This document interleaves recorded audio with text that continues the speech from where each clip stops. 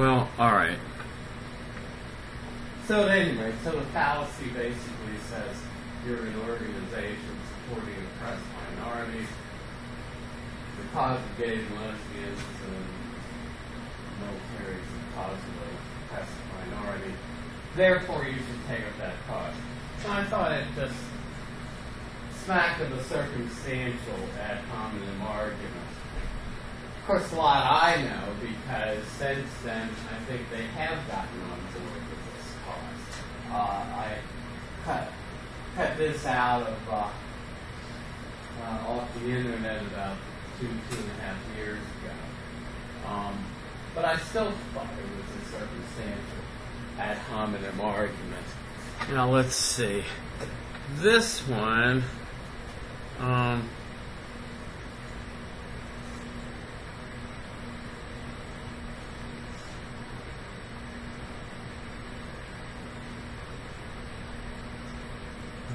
This one I'm not going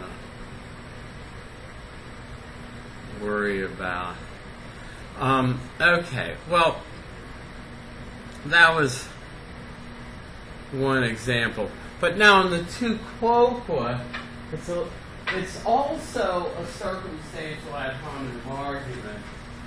But a key to spotting one of these is somebody's trying to justify doing something, to justify a particular practice, whether it's using a word or whether it's smoking or drinking or something else, and you try to justify the practice by saying somebody else also does it. Did I read you the one about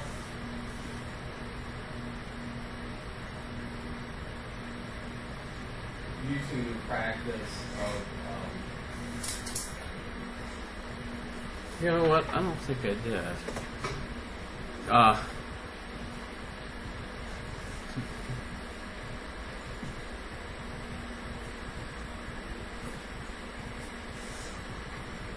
This was.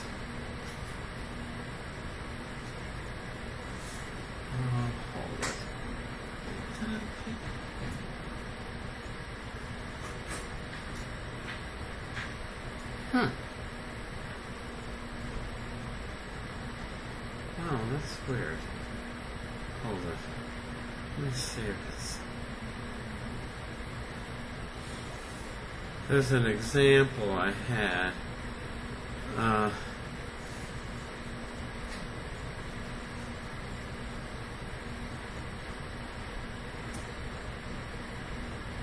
Oh, okay, yeah. Yeah, this is one.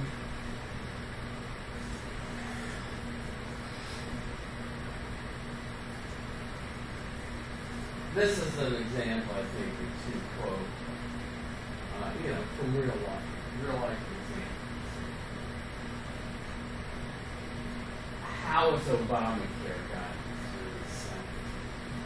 Well, there was in order to get it through, they would have either had to have a supermajority, at least 60 votes, which they did not seem to have. But there was a strategy they could use that works mostly for budgetary considerations. And it's called the reconciliation process. And the idea is, if you use this strategy, you only need 51 votes to get something through that 60. And so, not thinking they had 60 votes, the Obama administration is going to ramrod the health care bill through the Senate using the reconciliation process, which was never meant for a bill like the health care bill. As I said, it's was their argument justifying what they wanted to do, and it's a two quote argument. It says, in response to Republican objections to Democrat plans to use the reconciliation process to ram healthcare reform legislation through the Senate, which would require them to have only 51 votes, not 60 votes for passage, the Democrats responded as follows. So that was my introduction. Despite their howls against Obama, Republicans employed the same procedure to pass major Bush agenda items. In fact, Republicans, with Bond and Gregg among the leaders of the charge, were instrumental in pushing through key provisions of their signature legislative agenda, the Contract with America, using budget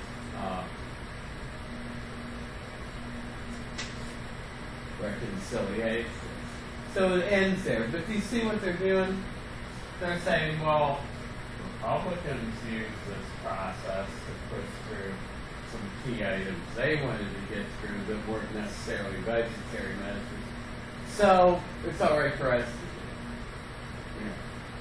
The truth is, both of them were breaking what were supposed to be rules because the reconciliation process was not meant for those kinds of bills. But can you see how that's a two-quote argument? They're saying, well, Republicans did the same thing when they were in office, so what we're doing ought to be justified. Yeah. So it's I thought a good example of a tu quoque argument, an argument that justifies a practice. And again, in spotting this, the key is the arguer is trying to justify doing something. Like your child's trying to justify using a word the child shouldn't be using. Right. Okay. So could people see that? Again, sometimes it's hard to point out some of these.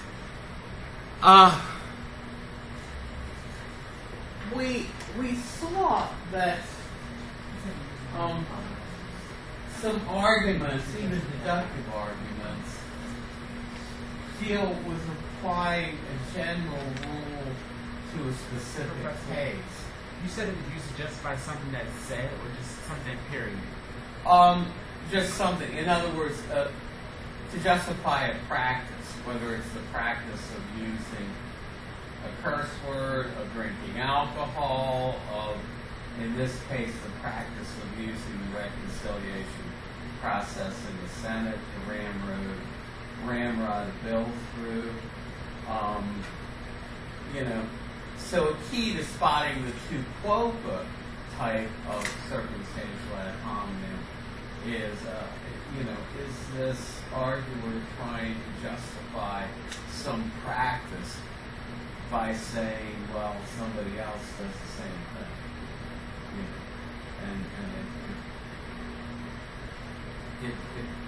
If it's that, then that's a key tip-off that it's a tu quoque circumstantial argument for that particular form. Okay. Well, now, the ambulance isn't up there because it's an accident. I had a case this past summer where I intentionally ran about 5 red lights in a row. With a cop not very far away.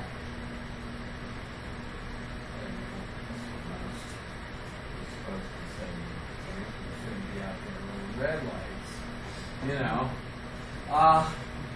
Well, I mean, unfortunately, the circumstances of that were, I was in a funeral procession, right? And of course, you go through a red light. You don't break a funeral procession for a red light. That's one of the reasons why you have your blinkers on and your headlights, so people know which cars are,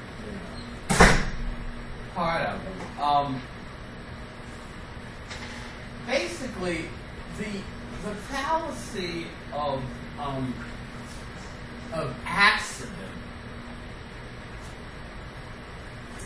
wrongly applies a general rule to a case that it was never intended to apply. In other words, that we ought to stop for red lights was never meant to apply to somebody in a funeral procession, or in this case, to an emergency vehicle, going, taking somebody to the hospital. Right. So, to apply that rule there commits this fallacy of accident.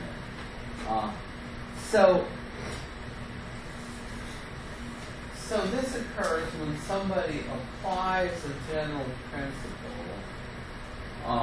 to a case it was never intended for. So, you shouldn't run red lights, so it must be wrong for an ambulance to run a red light when it's taking somebody to the hospital, right? You shouldn't run red lights, so I should stop with red lights at the funeral. Well, no. That would be bad reasoning. It would be trying to apply a general rule in a case it was never intended to apply to. So that's called the fallacy of accident. Now, a little later, we're going to look at the reverse, where somebody wrongly generalizes from a few extraordinary cases to a general principle that really they're not justified in going to. So accident applies a general principle wrongly to wrong cases, and we're going to see converse accident is a situation where you commit a fallacy by wrongly generalizing from a non-representative sample, to a general rule. So this is the fallacy of accident. And it has nothing to do with the ambulance coming from an accident. Do they still have the Great Blacks and Wax Museum, or did that close? No, it's still there. Is it still there? Yes. Anybody ever gone to that or another museum, wax museum? Okay, so those folks look pretty lifelike, don't they? Right? I mean, a wax representation sometimes is eerily good. Right? I mean, you think it's gonna, any minute walk off the stage, or something. So a wax figure is a very good representation of the original. But what is a straw man? Now, we don't call them straw men in this country. What do we call them? You see them... A scarecrow? Yeah, a scarecrow. You see them out nowadays, right? Now, who's going to mistake a scarecrow for a real man out standing in the field? Well, hopefully a crow, but does a scarecrow look anything like a real man? No. Not much, right? So, if you keep that in mind, you get an idea of what the strongman argument is. One of the most important things that scholars often do, and something that you should train yourself to do, not just in logic class, but anytime you have to discuss what somebody said, discuss somebody's position, especially if you're going to disagree with it, if you're going to take issue with it. Very often, if you pick up a highfalutin academic journal, say in philosophy, and you turn to an article there, more often than not, one of the things that's done at the beginning of the scholarly article is that the author will try to summarize the position of the person that they're talking about, especially if they're going to disagree with that. And that really it serves two purposes. One, some people who might have some interest in the issue but aren't really up to speed with all the literature, it helps bring somebody who might be interested in reading further up to speed. But also, what it does is it lets the reader know how you understand the person's position. And the reader, especially somebody who might be familiar with it, can make some determination about whether you have that person right. Well, what happens when somebody commits a straw man fallacy or gives what's called a straw man argument? Usually, it's an argument against a position somebody's taking. Again, in other words, you're critiquing somebody else's argument when you commit a straw man fallacy. But what you do is you grossly mischaracterize their position. You misrepresent, either intentionally or just because you don't quite understand what they're saying. You misrepresent their argument. And then, and this is why it's a fallacy of relevance, and then you argue not against their real position, but you try to shoot down your mischaracterization of their argument. In other words, your misunderstood argument. But the point is, being able to criticize and maybe shoot down logically your misunderstood version, your straw man, may be irrelevant to whether what you say actually challenges their real position. And so, in a straw man argument, then, what somebody is doing is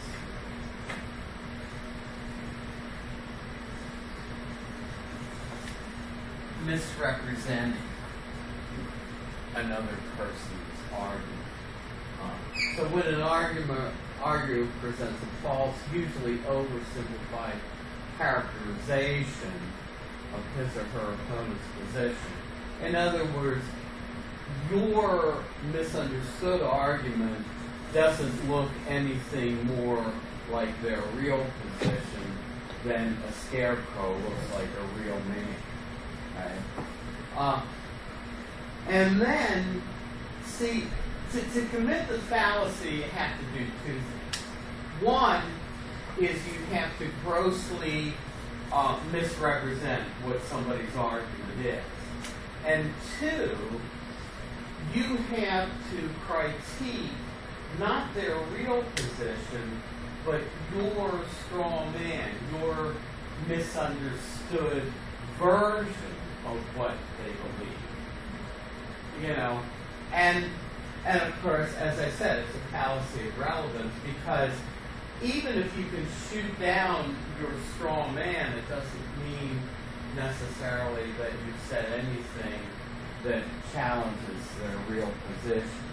So that's why it's considered like an argument. So defeating a misrepresentation of someone's position is irrelevant to proving a person's actual position false.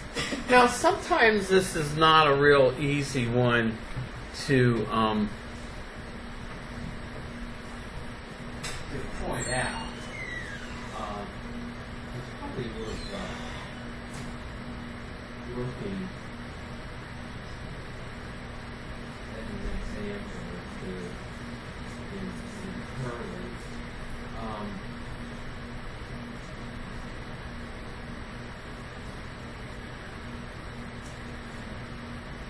So,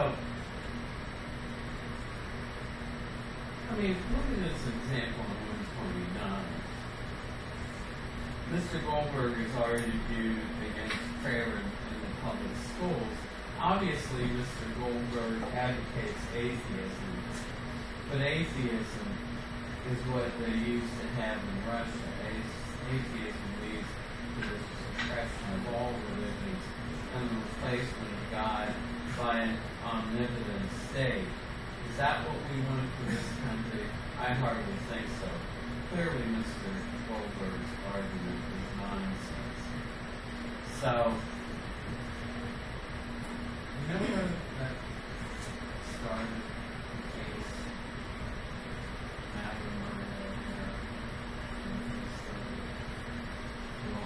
yeah, you know. What city did it start out with? Well, she moved to Texas, but the actual case was in Baltimore. And Madeline Murray O'Hara's son went to Baltimore Polytechnic. And I did not know him. He graduated the year before I got there, but he was also a ham radio operator. And so I knew people in the ham radio club. But the case that took the prayer out of the public schools happened right here in Big D. Famously or infamously, at any rate. No, Mr. Goldberg has argued against prayer in public schools. Now, is there a difference between arguing against prayer in the public schools and arguing for atheism across the board? There is a difference, right? Now, yes, historically, Madeline Murray O'Hara was an outspoken atheist, but they're not the same thing, right? So, just because somebody's arguing against prayer in public schools doesn't mean they're arguing for atheism. But that's how their position is misrepresented by this argument, you know. And it's not just that they represent Mr. Goldberg's position as advocating atheism, but they then go on from there and give you some reasons against atheism. So they mischaracterize Mr. Goldberg's position as advocating atheism across the board. Then they try to shoot down the straw man. In other words, that's the straw man, because that's not his original position. And then they try to shoot it down by giving some reasons against atheism. I love the way they try to defend it when I was a kid. And atheism was the line. I mean, they even had the astronauts. The cosmonauts go up there and they say, because our astronauts have been reading some biblical verses up there with these guys. And so we get up there and they say, well, here we are, we're in orbit, we're in the heavens. I'm looking around. Should be God up here. This is in the heavens. I don't see no God. Must not be no God. You know, so they had the cosmonaut. Well, of course, the question, whether or not there's a God, I mean, is one going to prove or disprove it by looking out the window of the space house? Well, no, I mean, it's irrelevant, but they had the concepts advocating the state agency's decline in the 60s when they reported us in to a room when I was in the 5th and 6th grade to watch the space shuttles. That's a big deal then. Nowadays, the shuttle goes up. Well, of course, the shuttle isn't going up anymore, but, you know, we got to the point where you just get covered.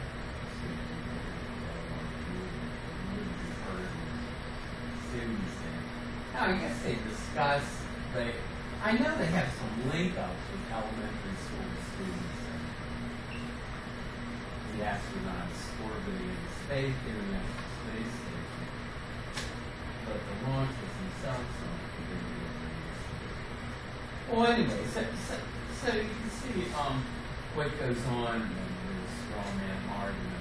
Now, one reason I wanted to point this out is there's one specific way that a lot of straw man arguments distort a person's original position. Sometimes it's easier to shoot down the most extreme version of a position. Yeah, what trying to get me today? I was running late, and so I didn't even put my cell phone on. Pardon? Okay.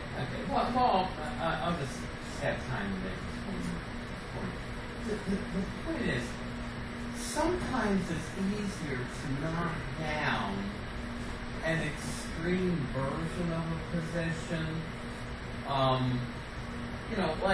mean, suppose, we recently had changes to the law for medical marijuana in Maryland. Well, suppose somebody's advocating medical marijuana in a controlled, sanction to say, well, that ought to be legalized. And then somebody criticizing him for wanting to legalize marijuana across the board, and then goes on to argue, against marijuana legalization.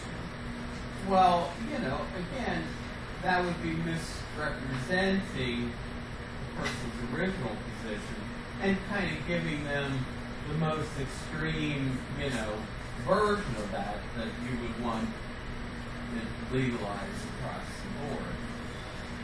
And so frequently it's easier to shoot down an extreme version of an argument.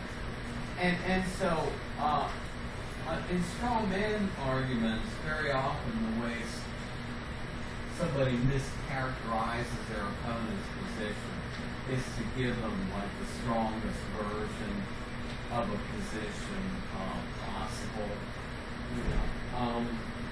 And this is what you see going on.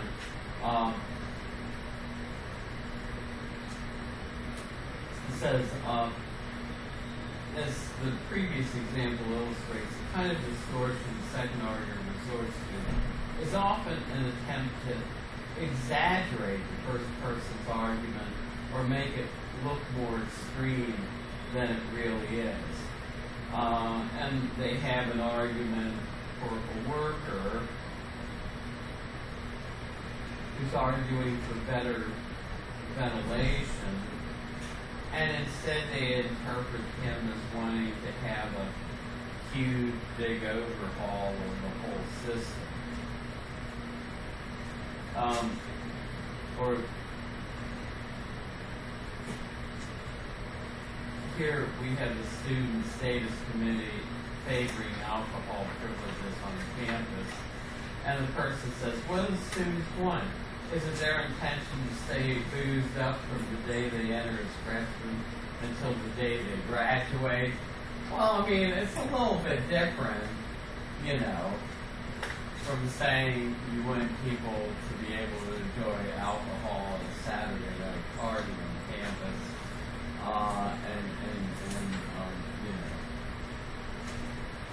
to say, well, we want students to wander around